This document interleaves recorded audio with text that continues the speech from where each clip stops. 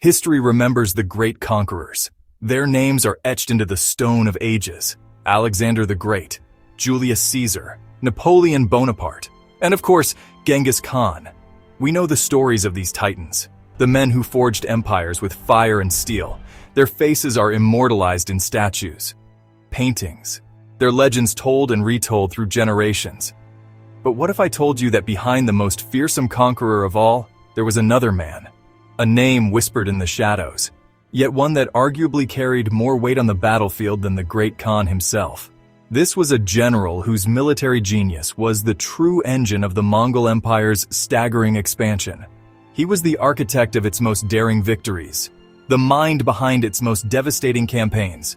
While Genghis Khan was the vision, this man was the executioner of that vision, the unseen hand that guided the Mongol horde across continents, leaving a trail of shattered kingdoms in its wake. This is the story of Subutai. He was not born into royalty. He did not possess a divine right to rule.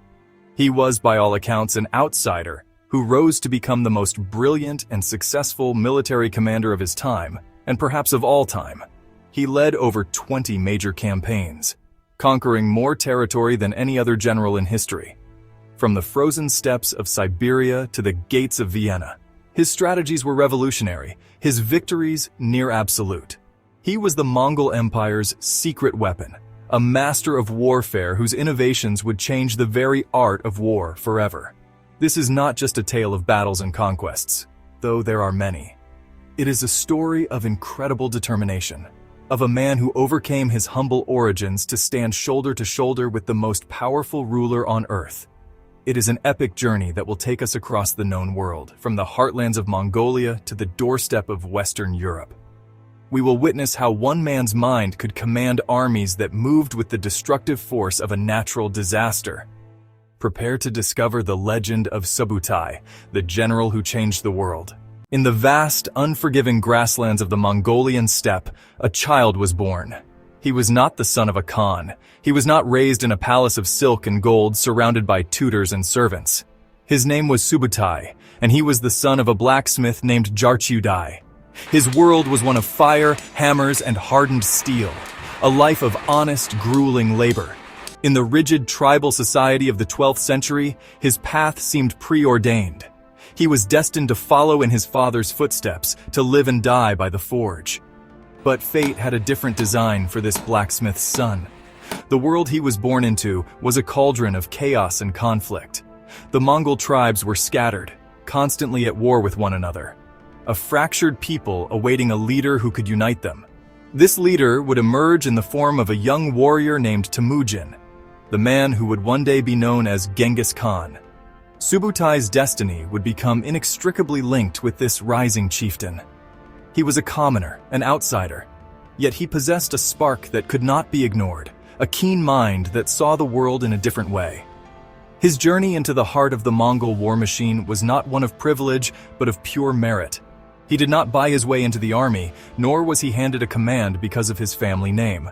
He earned it through loyalty, intelligence, and an almost supernatural understanding of warfare.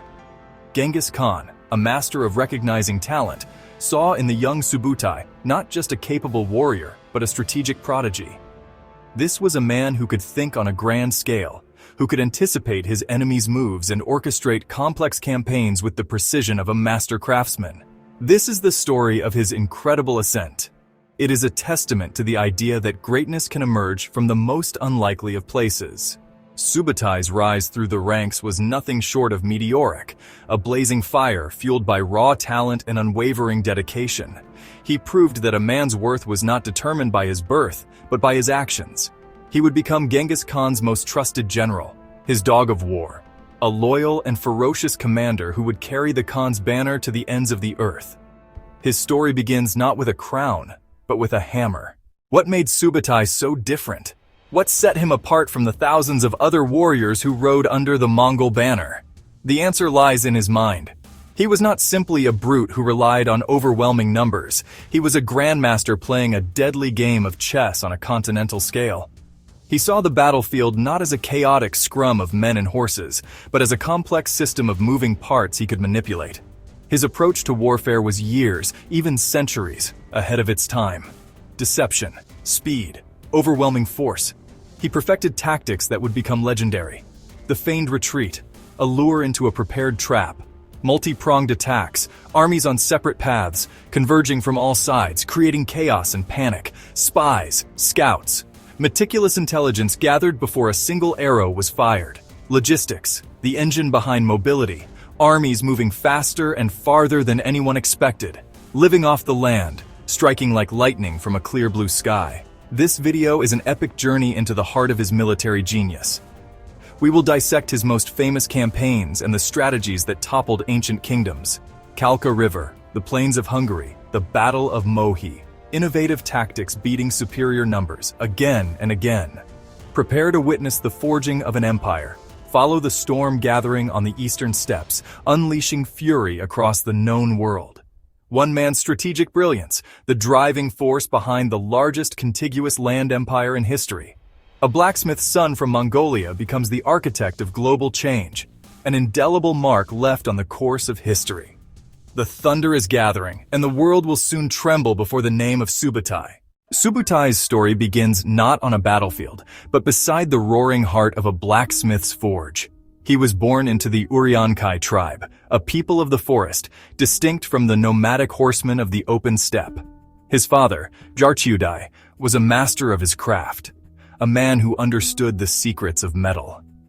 From his earliest days, Subutai was surrounded by the rhythmic clang of the hammer, the intense heat of the fire, the hiss of cooling steel. This was a world of creation and strength, where raw iron ore was transformed into tools for survival and weapons for war. It was a practical, grounded upbringing that shaped his mind in profound ways. He learned to observe, to be patient, and to understand the nature of materials. A blacksmith cannot rush his work. He must wait for the metal to reach the perfect temperature before striking. He must understand its weaknesses and its strengths, knowing exactly where to apply force to shape it to his will. This deep, intuitive understanding of process and transformation would later define Subutai's generalship. He saw armies not as faceless masses, but as raw material to be heated, hammered, and forged into a perfectly shaped instrument of victory. His apprenticeship in fire and steel taught him lessons that no military academy ever could. Life in the remote forests of what is now Tuva was harsh and demanding. It required resilience, resourcefulness, and a constant awareness of the surrounding environment. The Uryankai were renowned hunters, masters of tracking, masters of ambush. Subutai absorbed this knowledge into his very being. He learned to read the land, to move silently through dense woods, and to anticipate the movements of his prey. These were not the skills of a nobleman, but the essential arts of a survivor. Unlike the sons of tribal leaders who were trained from birth to ride and to fight on the open plains, Subutai's early education was far different. His world was smaller, more intimate, a place of tangible results and hard-won expertise. He was not groomed for command or destined for glory in the eyes of his people. He was simply the blacksmith's son, a boy expected to carry on the family trade. But history had other plans. The skills he learned by the fire and in the forest were quietly forging a mind that would one day think on a scale grander than anyone could possibly imagine. The winds of change on the Mongolian steppe carrying the name Temujin, a man with a vision of a united Mongol nation, a leader gathering followers not by force but by charisma, by a keen eye for talent. Young Subutai's path crossed this future great Khan. His brother Jelmi had already joined Temujin. That connection brought the blacksmith's son to Temujin's attention. He offered his service not as a great warrior, but as a loyal follower. Temujin, later Genghis Khan, had a rare gift for judging character. He looked past social standing and saw true potential. In Subutai, he did not see a commoner or a forest dweller. He saw a sharp, observant mind and a quiet, unyielding determination. Temujin took him into his personal retinue, a pivotal moment, not a regular unit, the heart of the operation. Given the role of doorkeeper, a position of immense trust, more than a guard, a front-row seat to an emerging empire. He stood watch over the Khan's tent, listening to debates, strategic councils, diplomatic negotiations. He absorbed the politics of the tribes, the logistics of campaigns, and the grand strategies of Temujin's inner circle. a silent student in the greatest military classroom, learning from the master himself. He saw Temujin inspire loyalty, punish betrayal, and build his power base one alliance at a time. Subutai learned more than tactics. He learned leadership. He witnessed Genghis reward merit above all, creating a system where a commoner could rise to the top, rising by skill and by loyalty. A radical break from old tribal systems, the key to unlocking Mongol human potential. For Subutai, this was the opportunity of a lifetime. No longer defined by birth, defined by ability, determined to prove his worth. Subutai did not remain a doorkeeper for long. His sharp intellect and unwavering loyalty were impossible to ignore. Genghis Khan began entrusting him with small but critical missions, testing his capabilities and pushing him to grow. Subutai consistently exceeded expectations. He proved to be an exceptional scout, a gifted intelligence gatherer, a natural commander of small units. He applied the patience of a blacksmith, the cunning of a forest hunter, achieving results that baffled more experienced commanders. His star was rising rapidly, not through grand speeches, but through quiet, decisive action. A deep bond formed between the great Khan and his young protege. Genghis Khan saw in Subutai a reflection of his own pragmatism and his focus on results. He famously referred to Subutai, Jelmi, Jabi, and Kubilai as his 4 dogs of war. This was not an insult, it was the highest compliment. It meant they were utterly loyal, relentless in their pursuit of the Khan's enemies, and once unleashed, they would not stop until the task was done. Subutai embraced this role, becoming the most ferocious and dependable of them all. This relationship was built on a foundation of mutual trust and respect. Genghis Khan gave Subutai immense autonomy, often dispatching him on campaigns thousands of miles away, confident that his general understood his strategic objectives perfectly. He did not need to give Subutai detailed instructions. He simply needed to point him in a direction. Subutai, in turn, never wavered in his loyalty. He fought not for personal glory or wealth, but for the vision of his Khan and the expansion of the empire. This synergy between ruler and general was a critical component of the Mongols' unprecedented success. This bond, forged in the crucible of countless campaigns, was as strong as the metal from his father's forge. Subutai was more than just a general. He was an extension of the Khan's will, the instrument of his grand design. While Genghis Khan was the architect of the empire, Subutai was the master builder, laying its foundations with victories across Asia and beyond. The blacksmith's son had found a new forge, the battlefield, and a new purpose, to shape the world according to the vision of his leader. His incredible ascent was complete, but his legendary journey was only just beginning. To understand Subutai's genius, he did not view warfare as a simple clash of armies. For him, the battle was won or lost long before the first sword was drawn. He was an architect of victory, a grandmaster who saw the continent as his chessboard, meticulous, almost obsessive planning. He would dispatch a vast network of spies and scouts, not just soldiers on reconnaissance, mapping the terrain, identifying political divisions, assessing economic strength, detailing military capabilities down to the smallest detail. This pursuit gave him an almost clairvoyant advantage. Rivers he could ford, hidden mountain passes, best grazing lands for his horses. He understood the psychology of his opponents, rivalries, fears, vanities. Information as a weapon, sowing discord among his enemies, spreading disinformation, creating an aura of terror that broke their will before his armies arrived. His campaigns were as much a psychological operation as a military one. Unlike his contemporaries in Europe and Asia, he did not seek a single decisive battle. He orchestrated vast, multi-pronged invasions, dividing forces into several columns separated by hundreds of miles, advancing simultaneously along different routes. This strategy confused his enemies. It stretched their defenses thin, preventing them from concentrating their forces, leaving them vulnerable to isolation and being destroyed piece by piece. This was a revolutionary concept of operational warfare. Other generals thought about winning a single field of battle.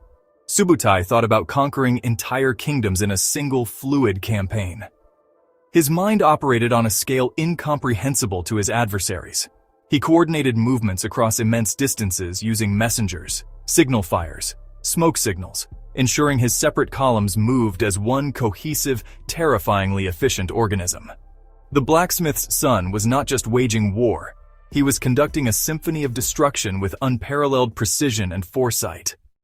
Among the many deadly tools in Subutai's arsenal, none was more famous or, honestly, more effective than the feigned retreat. This wasn't just some simple tactic. It was a carefully choreographed piece of military theater, designed to play on the arrogance and overconfidence of his enemies. The Mongol horse archers would kick things off by harassing the enemy front lines, showering them with arrows, before, appearing to break and flee in total disarray. To a heavily armored European knight, this just looked like a clear sign of cowardice and a total breakdown of Mongol discipline. To a disciplined Chinese infantryman, this just looked like a clear sign of cowardice and a total breakdown of Mongol discipline.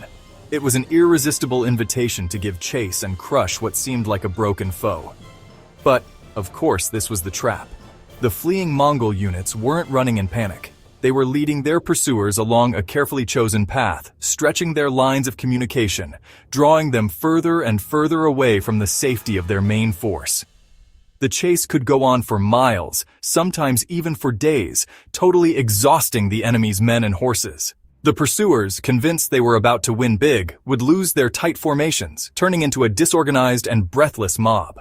All the while, Subutai's main forces lay in wait, perfectly concealed, in a valley, in a forest, behind a ridge, just ready to spring the ambush. The moment the trap was sprung, it was absolute terror and devastation. Just as the exhausted enemy thought they had the Mongols cornered, fresh Mongol heavy cavalry would slam into their exposed flanks and rear. At the same time, those fleeing horse archers would turn on a dime, unleashing a storm of arrows on the now surrounded and panicked soldiers. What started as a confident pursuit was transformed in an instant into a hopeless slaughter. The feigned retreat was more than just a tactic. It was a psychological weapon, turning an enemy's greatest strength, their confidence, into their fatal weakness, again and again. Subutai used this and other forms of deception with masterful skill. His armies would use dust clouds, created by tying branches to their horses' tails, to exaggerate their numbers, making a small force look like a vast horde. They'd light thousands of extra campfires at night to give the impression of a much larger army, intimidating their foes into submission without even a fight. He totally understood that war was a contest of wills, and by manipulating his enemy's perception of reality, he could shatter their morale and deliver a crushing blow before the real fighting had even truly begun. Speed was honestly the lifeblood of the Mongol army, and Subutai was the absolute master of harnessing its power. Mobility was a weapon all on its own. It let him dictate the time and place of every engagement. The Mongol warrior was a product of his environment, born in the saddle, able to cover astonishing distances. Each soldier traveled with a string of several horses. They could switch mounts frequently, keeping up a relentless pace no other army could match. They could travel up to 100 miles in a single day, a feat impossible to their sedentary adversaries. This mobility was backed by a logistical system unmatched. Mongol armies didn't drag slow-moving supply wagons. Wagons would tie them to roads and slow their advance to a crawl. They lived off the land and their herds. Every soldier carried what they needed: dried meat, curd, a leather pouch for water or milk. This self-sufficiency freed them from traditional logistics. Subutai could move through unexpected terrain, bypassing fortresses, popping up deep in enemy territory as if from nowhere, striking like a bolt of lightning. He used this strategic mobility for total surprise. His campaigns relied on wide, sweeping flanking maneuvers, bypassing enemy strongpoints and hitting enemy heartlands. He sent armies across supposedly impassable deserts, frozen rivers, treacherous mountain ranges, routes enemies never defended. At the Battle of the Kalka River, he led a 1,000-mile reconnaissance in force, luring a superior Rus's and Cuman army into a trap. Moving faster and further than anyone expected was a decisive factor in his victories. Speed and surprise had a huge psychological effect. To invaded kingdoms, the Mongols seemed everywhere at once. A city might hear of a force hundreds of miles away, then find itself under siege the next day. Panic and chaos shattered coordinated defenses. Subutai's armies didn't just advance, they flowed like a flood, unstoppable and unpredictable. Mastery of tempo and movement was his cornerstone, allowing him to outmaneuver and overwhelm any opponent. Subutai's military genius wasn't just about battlefield tactics or grand strategy. He was a master of siegecraft, a science they had to learn and perfect to overcome great walled cities of China, Persia, and Europe. At first, they were totally stymied by fortifications, but under Genghis Khan and commanders like Subutai, they became ruthlessly effective siege engineers. They systematically captured and conscripted engineers, craftsmen, and specialists from every land, soaking up knowledge and turning it against the next foe. This created a mobile, multicultural think tank of military technology. When a Mongol army arrived at a walled city, it began a systematic and terrifying process. Subutai would first offer terms of surrender. If accepted, the city was often spared. If refused, the assault was psychological and engineering warfare. His forces completely encircled the city, cutting off supplies and escape routes. Then they constructed sophisticated siege engines on site, including massive trebuchets that hurled enormous rocks, flaming projectiles, and diseased corpses over the walls to spread pestilence and terror. He used a variety of brutal but effective techniques to breach defenses. Mongol sappers dug tunnels to undermine foundations and collapse walls. Sometimes they diverted rivers to flood or weaken walls. They used captured prisoners as human shields, forcing them to the front to fill moats and take the first volleys of arrows. Advanced engineering, relentless pressure, and psychological horror all aimed at breaking defenders' spirits. This methodical siegecraft drove Mongol expansion. No city, however fortified, was safe. Subutai combined the lightning mobility of his steppe cavalry with the patient, scientific destruction of siegecraft, making a complete and devastating war machine. He defeated armies in the field, then systematically reduced their strongholds. This comprehensive mastery made him more than a general, an artist of conquest. The first true test of Subutai's grand strategic vision on a continental scale came against the powerful Khwarazmian Empire. This vast realm stretched across modern-day Iran, Afghanistan, and Central Asia, ruled by the arrogant and overconfident Shah Muhammad II. The conflict was ignited not by a Mongol desire for conquest, but by a Khwarazmian act of provocation. A Mongol trade caravan was massacred at the border city of Otrar, and when Genghis Khan sent envoys to demand justice, the Shah foolishly had them executed. This insult could not be ignored. It unleashed the Mongol war machine. In 1219, Genghis Khan assembled a colossal army, perhaps 200,000 strong, and entrusted Subutai with a pivotal role in planning the invasion. The Shah expected a straightforward attack from the east. Subutai conceived a far more complex plan. He advocated a multi-pronged assault to disorient and overwhelm Khwarazmian forces. While the main Mongol army under Genghis advanced, Subutai and the brilliant general Jebe led a smaller, faster force on an audacious flanking maneuver that would change the course of the war. Subutai's column undertook a legendary and perilous journey. They vanished into the Kizil Kum Desert, a vast, waterless wasteland the Shah believed was a natural barrier. For hundreds of miles, they navigated brutal terrain, a feat of endurance and logistics no other army would dare. The Shah stationed his main armies to defend Samarkand and Bukhara from a frontal assault. Subutai's force suddenly emerged deep within Khwarazmian territory, appearing like ghosts behind enemy lines and striking where least expected. The psychological shock was immense. Khwarazmian static defenses collapsed. Subutai's army struck Bukhara, which surrendered after a short siege, its defenders utterly demoralized. The Mongols had bypassed the defensive line, rendering it useless. This single maneuver shattered the Shah's strategy and will to fight. It set the stage for the systematic dismantling of his empire, proving Subutai's genius, making battles unnecessary through superior strategy.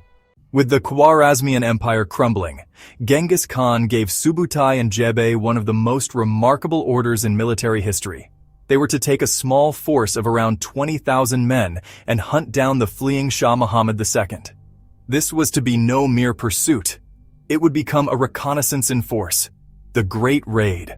A looping, destructive journey of thousands of miles circling the Caspian Sea and terrorizing lands unaccustomed to Mongol warriors. A testament to Mongol endurance and Subutai's strategic brilliance. The chase was relentless. Subutai's force moved with astonishing speed, hounding the Shah across his empire and denying him rest or rally. The Shah fled city to city, only to find the Mongols arriving shortly after, their terror preceding them. The pursuit broke the Shah's spirit. He was cornered and died of illness on a small remote island in the Caspian Sea. A lonely end for a once mighty ruler. But for Subutai and Jebe, the raid had only begun. From the shores of the Caspian, they pushed north into the forbidding Caucasus Mountains. They encountered the Kingdom of Georgia, a powerful Christian state proud of its military tradition. The Georgians trusted their heavy cavalry and the protection of their mountains and assembled a large army to crush the invaders. Subutai used deception and mobility. He lured Georgian knights with a feigned retreat, then enveloped and annihilated their army. He proved no terrain, and no opponent could match his tactics and his warriors' discipline. After shattering Georgia, the Mongols swept north onto the Pontic Caspian steppe. They defeated the Cumans, a confederation of Turkic nomads, absorbing some into their ranks and scattering the rest. In 2 years, they had ridden nearly 5,000 miles, defeated multiple armies, and scouted lands that would become the Mongol westward frontier. The Great Raid was not merely pursuit, it was a masterclass in strategic reconnaissance, gathering vital intelligence Subutai would use with devastating effect a decade later. The chaos wrought by Subutai's Great Raid sent shockwaves across the region. The fleeing Cumans sought refuge among their allies, the princes of the Kievan Rus. They warned the Rus of a new, terrifying enemy that had emerged from the east, a force unlike any they had ever encountered. The Rus' princes, a fractious and divided group, were persuaded to form a grand coalition to confront this mysterious threat. They assembled a massive army, maybe numbering as many as 80,000 men. Rus' principalities, their Cuman allies, confident that their superior numbers would easily crush the small Mongol reconnaissance force. Subutai, facing a foe that outnumbered him perhaps 4-1, did not panic. He saw an opportunity. Receiving the Rus' envoys, he calmly stated that the Mongols had no quarrel with them and were only pursuing their Cuman enemies. This was a classic piece of psychological warfare, designed to sow division within the enemy coalition. When the Rus' princes, arrogant in their strength, executed the Mongol envoys, they sealed their own fate. Subutai knew he now had the moral justification for war in the eyes of his own men, and a clear understanding of his enemy's overconfidence, which he would expertly exploit. He immediately put his most trusted tactic into motion.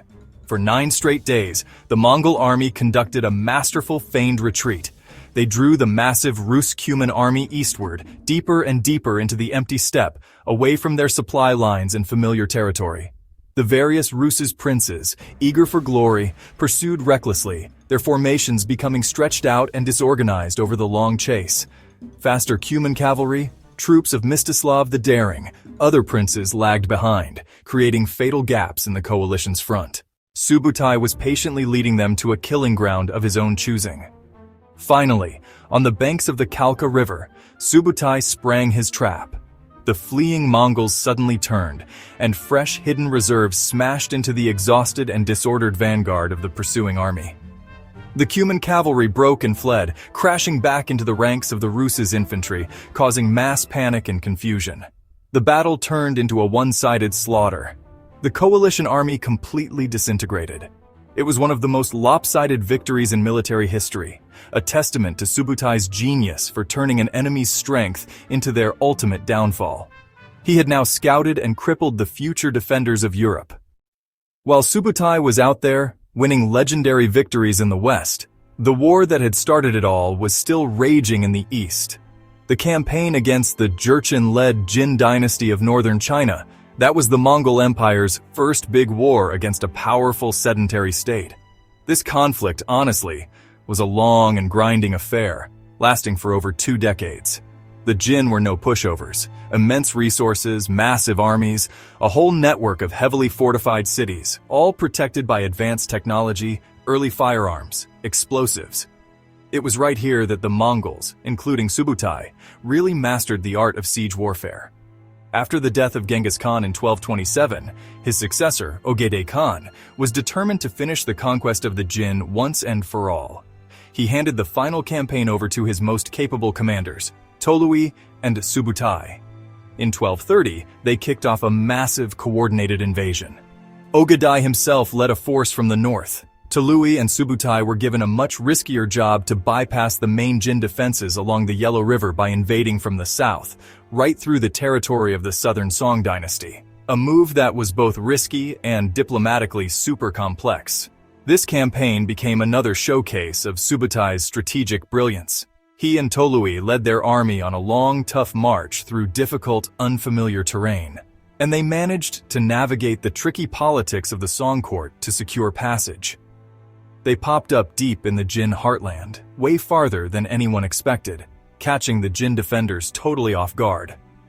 The main Jin army had been set to defend against an attack from the north, suddenly had to turn and march south to confront this new unexpected threat, and that was exactly what Subutai had planned, drawing them out into the open.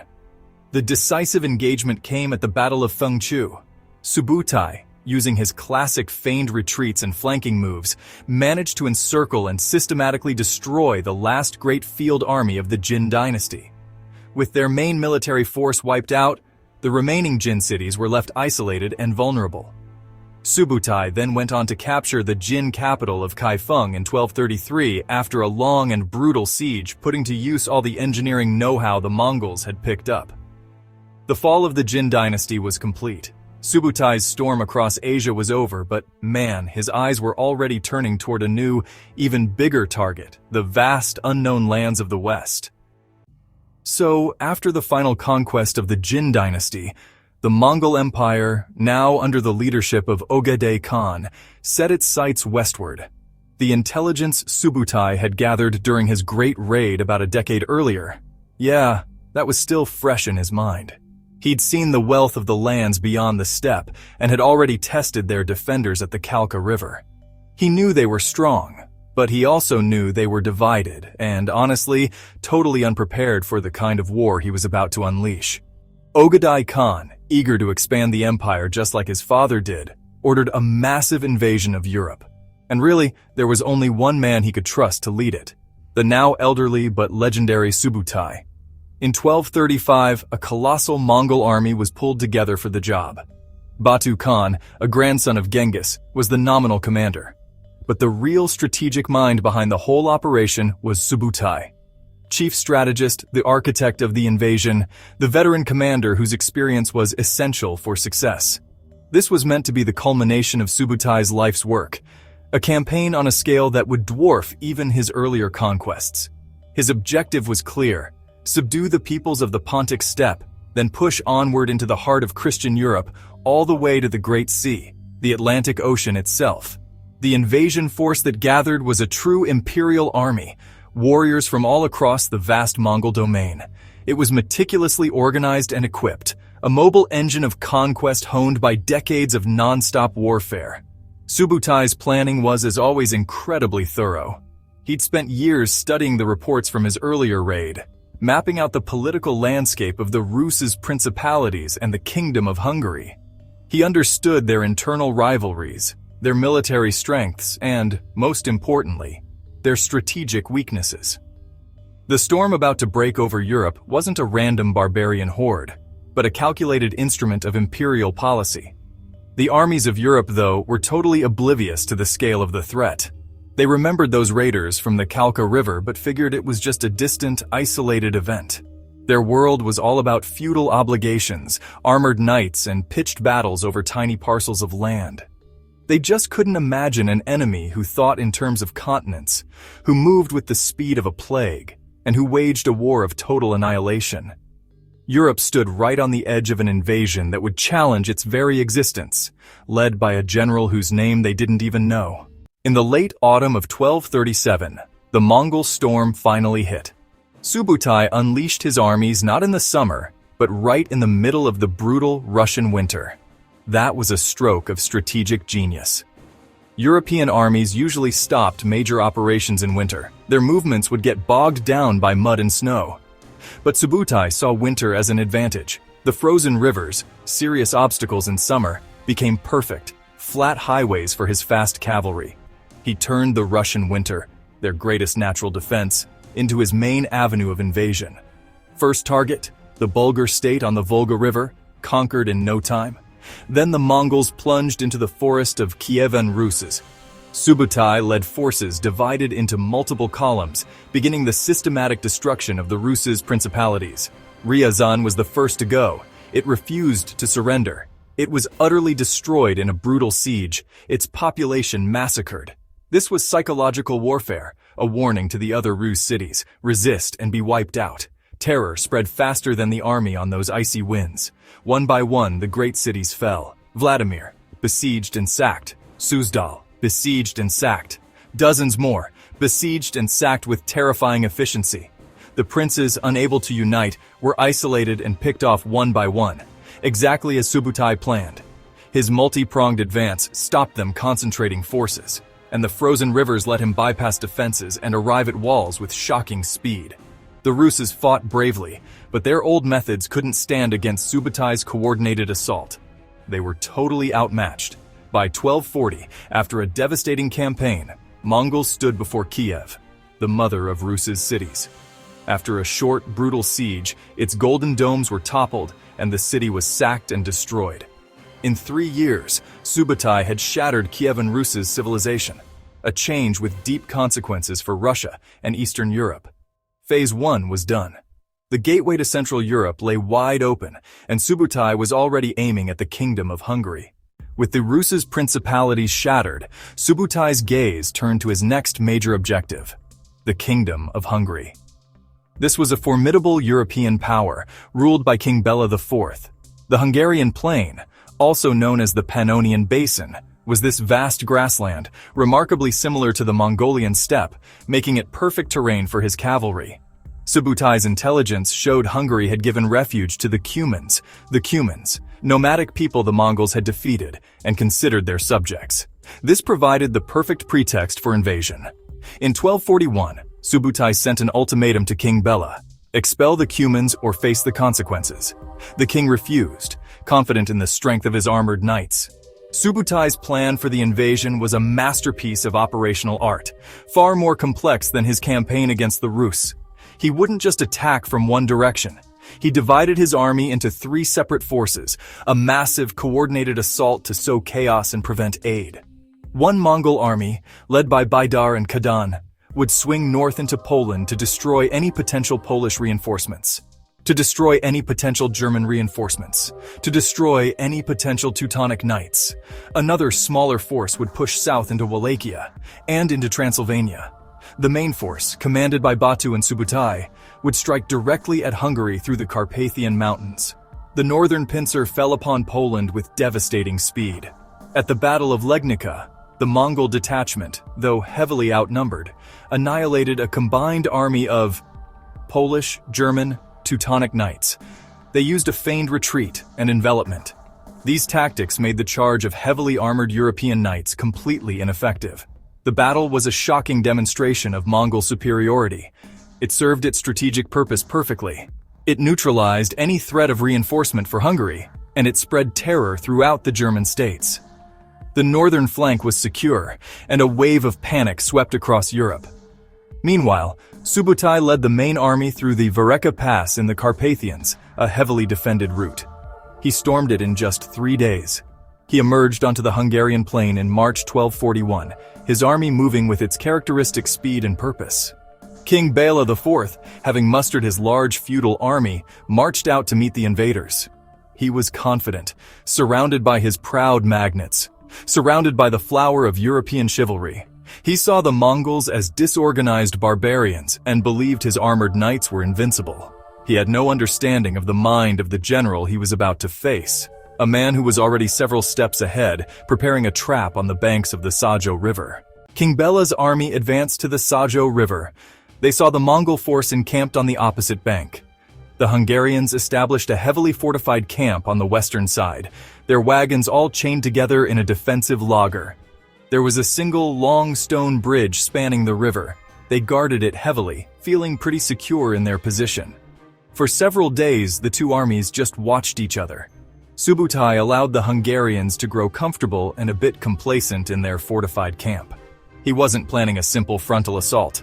No, he was orchestrating a battle of complete and total annihilation, a trap from which there would be absolutely no escape. On the night of April 10, 1241, Subutai put his plan into motion. He sent a small force under Batu to assault the bridge directly, a noisy and conspicuous attack to draw all Hungarian attention. While they were focused on the bridge, Subutai took the bulk of the army on a long, silent march south. Under darkness, he found a fording point and began constructing a temporary pontoon bridge. By dawn, he had secretly moved over 30,000 men across the river, deep onto the Hungarian southern flank. As the sun rose, the Hungarians felt a surge of victory. At that moment, Subutai's flanking force appeared as if from nowhere, crashing into their camp from the south and rear.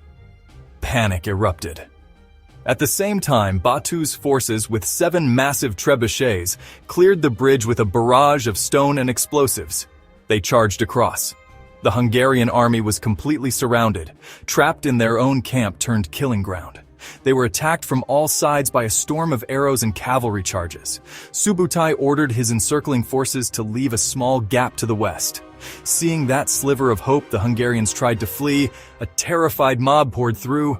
They were pursued for 2 days by Mongol light cavalry, hunted down and slaughtered mercilessly. The entire Hungarian army was effectively erased. The battle was a masterpiece, Subutai's magnum opus. The road to Vienna now lay undefended. After the cataclysmic victory at Mohi, the path into the heart of Europe lay wide open. The Hungarian army was annihilated, and its king was a fugitive. Polish forces had been crushed at Legnica. German forces had been crushed at Legnica. Subutai's meticulously planned invasion had been executed with flawless precision, shattering every army that stood against him. His forces fanned out across the Hungarian plain, systematically reducing towns and fortresses, getting ready for the next phase of this grand campaign. His scouts probed the borders of the Holy Roman Empire and the gates of Vienna. A palpable sense of dread fell over Christendom. The continent braced for an apocalyptic confrontation. The Pope in Rome called for a new crusade, not to the Holy Land, but to defend Europe itself. Panic-stricken messages flew between courts, from the Emperor of the Holy Roman Empire to the King of France. They struggled to comprehend an enemy that moved faster, that fought differently, and operated on a scale they'd never imagined. While Europe scrambled to assemble a defense, Subutai calmly planned his next moves, an invasion of Austria, the German states, and a push into Italy, a campaign he expected to win. The conquest of Europe seemed inevitable. Subutai had defeated every army sent against him. He had mastered the terrain, understood his opponent's weaknesses, and commanded a military machine perfectly suited to the task. Feudal armies relied on heavily armored knights, on static defenses, and proved vulnerable to speed, deception, and coordinated attack. The continent held its breath for summer 1242, the world on the brink of radical transformation. But the final invasion never came. In December 1241 at Karakorum, Genghis Khan died after heavy drinking. When the news reached Subutai and Batu in spring 1242, everything changed. Mongol law required princes return to elect a new great Khan. Batu, as a senior prince, had to withdraw his army. With immense reluctance, Subutai was forced to turn back. The Great Western Campaign ended, not in battlefield defeat, but by a sudden death thousands of miles away. Though his conquest of Europe was left unfinished, the impact of Subutai's campaigns was profound and enduring. They reshaped the political and cultural map of the world. His invasions literally redrew borders and set in motion forces that echoed for centuries. In the east, he methodically destroyed the Jin Empire and the Khwarazmian Empire. That paved the way for the Jin Dynasty in China and the Ilkhanate in Persia. He was the primary military architect of the Pax Mongolica. This Mongol peace, enforced by his armies, opened up the world. The Silk Road became a secure superhighway of commerce and ideas. For the first time, goods, technologies, cultures flowed freely between China and Europe. Gunpowder, the magnetic compass, paper money, printing techniques, Western science, medicine, religion. Subutai's conquests created the greatest cross-cultural exchange the world had known. In Russia, the consequences were different but transformative. Subutai's winter campaign shattered the Kievan Rus. Kievan Ruses had strong ties to Byzantium and to Western Europe. For 2 centuries, Russian principalities lived under the Mongol Golden Horde, a successor state established by Batu Khan. This period isolated Russia from the European Renaissance and the Reformation. This isolation fundamentally altered Russia's historical trajectory. It also led to the gradual rise of Moscow, which would eventually throw off Mongol rule and form the nucleus of the modern Russian state. In Europe, the Mongol invasion left a deep psychological scar, but it was also a wake-up call. The shock of Legnica and Mohi forced rulers and military thinkers to rethink warfare. The invasion spurred interest beyond Europe's borders, leading to journeys like Marco Polo. Subutai brought the fury of the steppe to their doorstep and shattered their sense of isolation. He forced a fragmented continent to look outward, and, in time, to adapt and innovate in response to the global stage he had so violently revealed. Subutai returned to Mongolia an old man, his life's work of conquest complete. He died in 1248 at the age of 72, peacefully on his home soil. He outlived the great Khan he first served and the son who succeeded him. He left behind a world utterly transformed by his actions. In a career spanning over 4 decades, he commanded more than 20 major campaigns. He fought in over 60 battles, conquering more territory than any other single commander in history. From the Sea of Japan to the plains of Hungary, his strategic footprint was unmatched, his victories nearly absolute. His legacy is not just in the lands he conquered, but in the art of war itself. Subutai was a true revolutionary, a commander centuries ahead of his time. He perfected coordinated, multi-pronged invasions, strategic envelopment, psychological warfare, integration of intelligence into planning. Military theorists centuries later, Napoleon, modern generals, studied strategies that mirrored Subutai's. He showed that speed, deception, and planning could triumph over superior numbers and brute force. Despite his achievements, Subutai remains obscure in the West, a ghost of history overshadowed by Genghis Khan. He sought no personal glory, built no monuments, left no written memoirs. He was the ultimate professional soldier, defined by actions, loyal to the empire. A blacksmith's son who rose on pure merit to become the indispensable hand behind the largest contiguous land empire. Genius from humble origins. Today, the sheer scale of his accomplishments remains breathtaking. He was the secret weapon of the Mongol Empire, the grandmaster playing chess, the storm that swept across Asia, the thunder that struck at the gates of Europe, the general who changed the world map and history. Not as famous as Caesar, not as famous as Alexander, but his legacy is written into the world we live in today. If you enjoyed this journey into the world of ancient legends and warriors, check out our official store at bladesoflegendsofficial.com. You'll find apparel and gear inspired by the great civilizations of the past, made for true history enthusiasts. By supporting the store, you're also helping this channel grow and bring more legendary content to life. Dress like a legend, live like a warrior,